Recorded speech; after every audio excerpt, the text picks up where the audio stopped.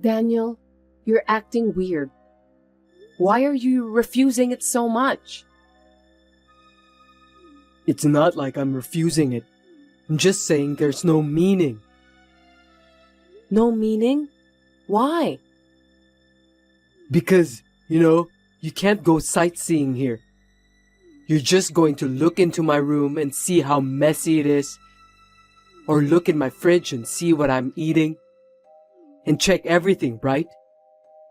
You don't have time to do touristy things like eating local food or seeing the famous tower. I'm sure that's how it's going to be. I'll just end up cleaning your room, doing laundry and cooking. At best, I'll go shopping for dinner. I could at least stock the fridge. See? You're going to waste money on transportation to come here to do that. I'm making a good living in my own way. Don't worry. I'm an adult too. But if I go from Friday night, I can get all that stuff taken care of on Saturday. Then on Sunday, we can walk around the town and go home at night. I'd love to do something date-like once in a while. You'd have a hard time if we had a busy weekend like that. It's not like you have nothing to do. I'm thinking about you. Thanks for your concern. But it's not like I visit you every week, so it's not tough for me. Yes, it is. Of course it's tough. If you go to work on Monday in that condition, I'm sure you'll make a mistake. And if you do, you'll cause trouble for everyone around you. I don't want you to make a mistake at work and get fired or have your salary lowered. I don't want you to have to go through that. It's for your own good. You're even thinking about that? So, does that mean it's too hard for you to come over here? No, that's a different story. I deserve to have a hard time, and I'm relieved to be home. I can relax. And I get to do nothing on the weekends. I get to restore my energy. It's advantageous for me. It's not the same as when you come over here. Is that so? Something's weird. There's nothing strange about it. It's natural. There's a big difference between going back to our sweet home and being at a place where I'm working alone. This is a temporary home. But this home is a rent too. That's not what I'm saying. I'm not talking about renting or owning a house. It's our home, a place for both of us, a place to go home. But here is a temporary place, so I don't feel at home. I feel like I understand, but not really. Is that okay? Of course, it's fine. Anyway, you prefer to come back home, then I go visit you even if it costs money. That's what I mean. Besides, I heard from my colleague that if we work far from home and when we want to go back to our home, the transportation fee will be deductible as long as we file a tax return. So it's definitely a better deal, right? I didn't know that. Well then, it's better for you to come back. I mean, if you had said that from the beginning, I would have been convinced right away.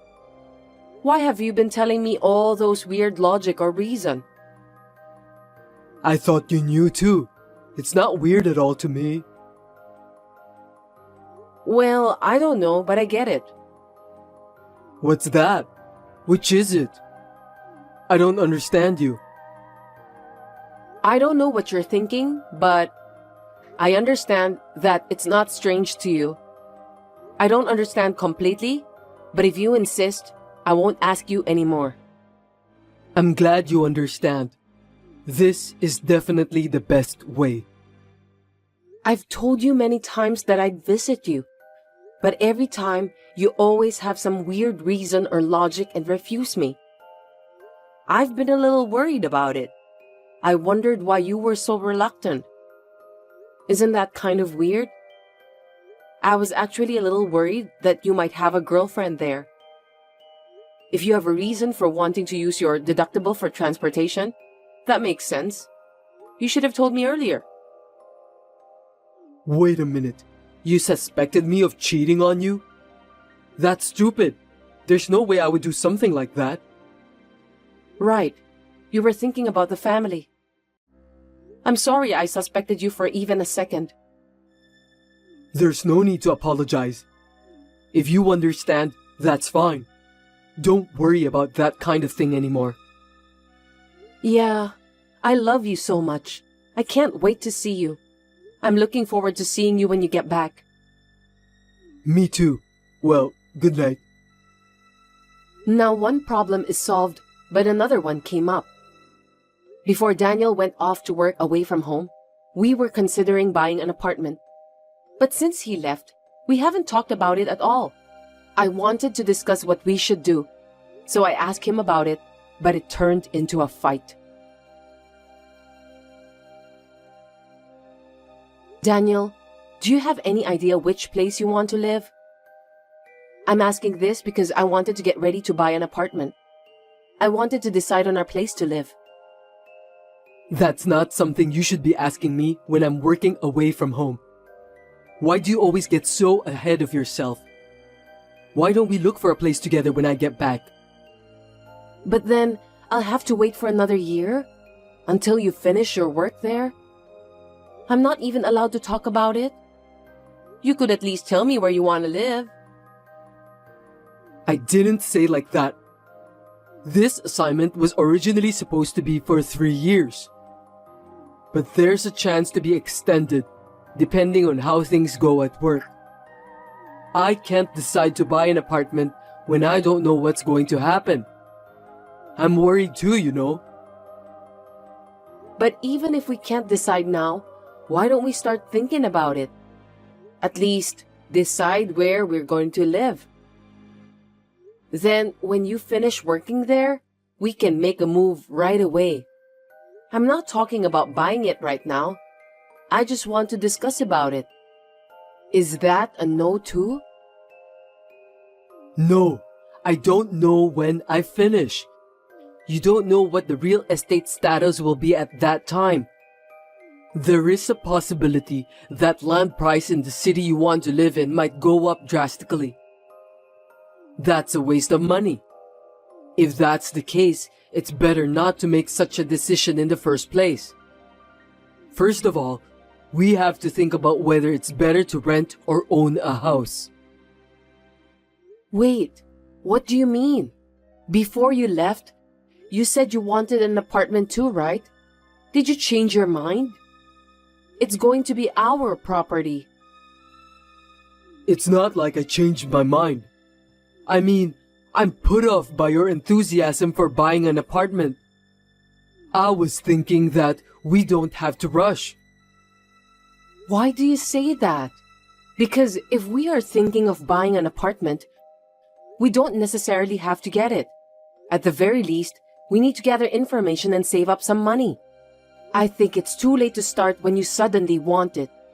We need a plan when we think about the finance, right? You know what? You're always so forward with your life planning, and I'm always being pushed around. That's what I don't like. I don't feel good, you know. What? I didn't mean it like that. Did I really push you around that much? You're always like that. You've been pushing me around like you're doing right now. You're always taking things in the direction you want them to go. That's selfish, isn't it? No, I'm not. I'm thinking about us. I always want to be happy together with you, Daniel. You didn't come along with me to this town. And you're trying to go ahead with your plan to buy an apartment just because you want one. Isn't that awful?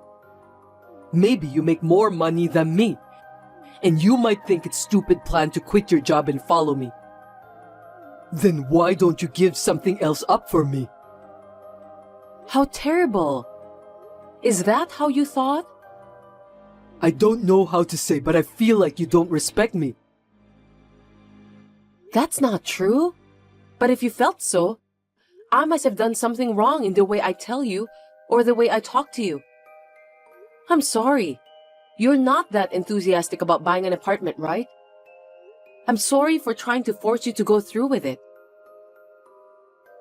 Before I get into it or not, you're too forward. That's what I don't like about. It's not just about the apartment. You want to take over the conversation, right? You think I'm mad because of a childish reason like that? You've got to be kidding me. You think I'm stupid, don't you? No, I'm sorry. I don't understand why you're mad. Why is it? I didn't say anything difficult, did I? I'm saying you shouldn't proceed on your own. When you decide on something or do something, you have to hear my opinion and feelings before taking action. Why do I have to tell you? Understood. I'll do that from next time. After this message, he started to take over the conversation, and his male, chauvinistic comments began to stand out. I had a bad feeling about this because he had been so nice to me, but he suddenly changed. It was clearly someone else's effect, and if it had been a woman, I could see a trouble coming up.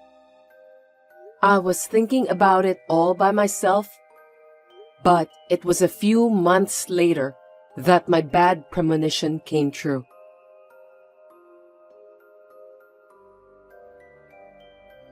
I'm sorry, I haven't been able to spend time with you. I'll be home early next Friday, so let's go eat out. The restaurant you mentioned the other day sounds good. Let's go there.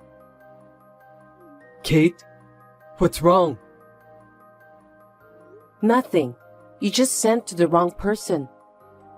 What's going on? No, it's not what you think. Don't get it wrong. She's my colleague at work, Kate. We were planning to go out for dinner since it was a tough week. There's nothing personal. Will you understand? But last time, you said that your colleague are all men. It's different from what you said. Besides, would you say, I can be home early when you ask a woman out to dinner? You know, you only notice what I don't want you to notice. Stop using your annoying skills. I told you not to worry. You were cheating on me. That's why you didn't want me there. So that's what was happening. Now it all makes sense. Yeah, you're right. Bingo. I was cheating on you. I'm working my ass off too. Is there a problem?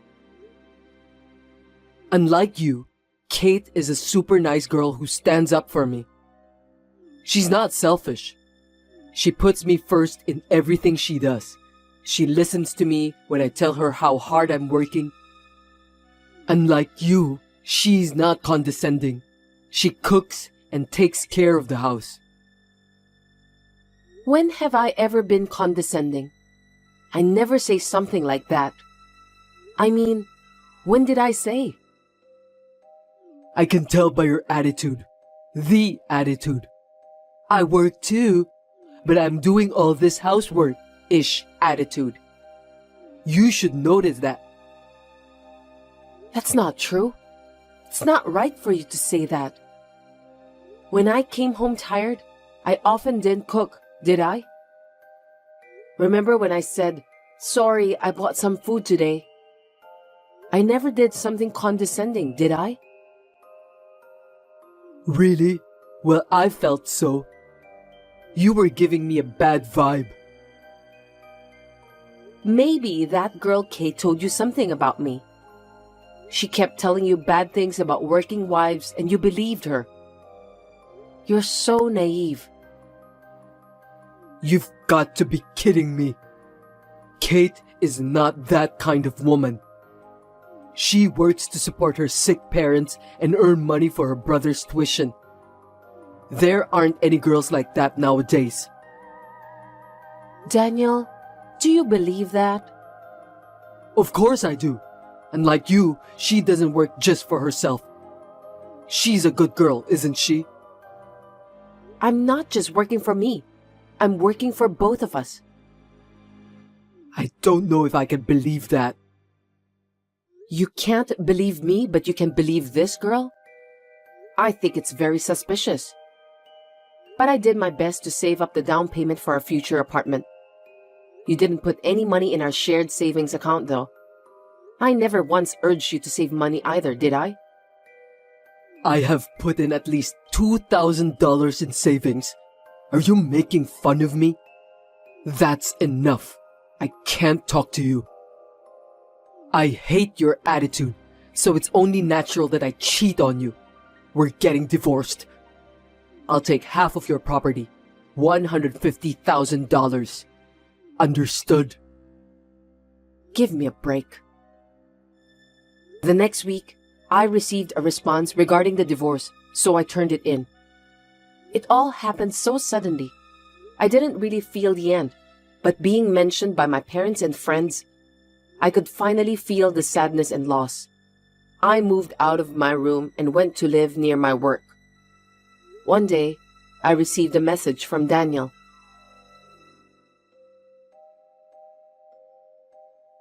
Hey, answer the phone. Are you kidding me? What is that $2,000 you transferred? We had a shared bank account for the apartment purchase, right? I returned the money you transferred into that account. You put $2,000, right? $2,000 is not enough. I told you I'd get $150,000 for the half of the savings and property division, right? I know you had a fund of $300,000 to buy an apartment. Now that we're divorced, we have to split it 50-50 as property division. So transfer the $150,000 to me. Aren't you misunderstanding? I don't have any money to give you. You can't play dumb with me. The money you saved when we were married is ours. So even if you saved it yourself, you have to share it with me. You can't pocket the money. Huh? You don't know anything? What? Well, $200,000 is the one I saved when I was single. And my parents gave me $20,000 4 times a year, so that makes $80,000. The remaining $20,000 is what I saved after we got married. So, the only joint property is the last $20,000. And the other $280,000? The property before marriage and the property that was given as a gift are called separate estate. They're not subject to property division. That's a lie. That's not what I heard. What are you talking about? It's money I worked so hard to save. Do you have any idea how much I studied investing? I don't know what Kate told you about me, but what I just said is not a lie. By the way, the remaining $20,000 is going to be used as child support. Do you understand? Your property is zero. Did you forget about the agreement? Seriously? What am I supposed to do? I'm broke. She didn't have enough money to start a business, and she was limited on how much loan she can take out. So I borrowed $30,000 on her behalf. Even if her business doesn't succeed, I thought we still have $150,000 from you. So I thought I'd have no problem at all. But no. What should I do? I don't know. Don't ask me. I can't help you. Sarah, I'm sorry. My bad. I'll apologize as many times as I have to. I'll get down on my knees or whatever. So, can I pay the child support in installment? Please? Huh? Do you mean you'll pay them in installments later? So you want about $5,000 for now as a division of property? Yes. $5,000 or $3,000 is fine. I'm begging you. I'm having a harder time paying off the debt Then I thought, please help me. Please have mercy since we were a family. Huh? Don't be silly. Unlike me, she puts you first, right? Then shouldn't you tell about this to her first? I'm sorry I was so horrible to you at the time. I'm sorry. I was tricked by her. I'm sure you were. When she withdrew the money from my account, she changed her attitude and became cold. Now I lost contact with her. I was an idiot. I'm sorry. No matter how much you apologize, there's no way I can feel sorry for you. You deserve it. You said you couldn't trust me. Why should I do favors for someone who says things like that? I'm not that kind. You desired to take control and made the decision you wanted to make. You'll have to take the responsibility for your own actions until the end. Well then, bye.